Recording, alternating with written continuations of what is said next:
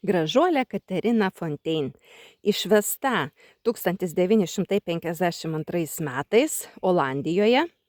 Ši veislė pasižymi tuo, kad iš tokio rausvo pumpuro pradeda skleistis gražuolė ir vėliau tampa baltų bijūnų, baltos spalvos bijūnų. Matom, kad turi tokias dar rožinę apačią, rožinį sijonėlį, bet vėliau jau žydėjimo pabaigoje jis irgi virs visiškai baltas. Viduje turi matomas šiek tiek gelsvus kokelius.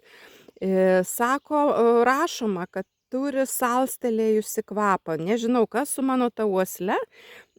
Kažkokį specifinį kvapą tikrai turi, bet negaliu pasakyti, kad jis man kvepia, kaip, sakykime, kokią Sarah Bernhardt. Tai pagal žiedo dydį matom, kad irgi žiedas yra tikrai nemažas.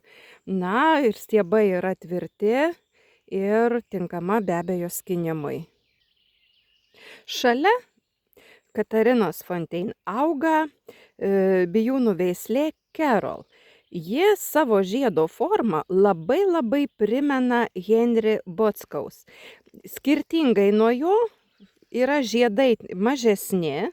Jeigu ten Henris yra apie 18-20 žiedo skersmuo, tai Carol yra, nežinau, gal apie kokį tik tai 12-13 skersmens.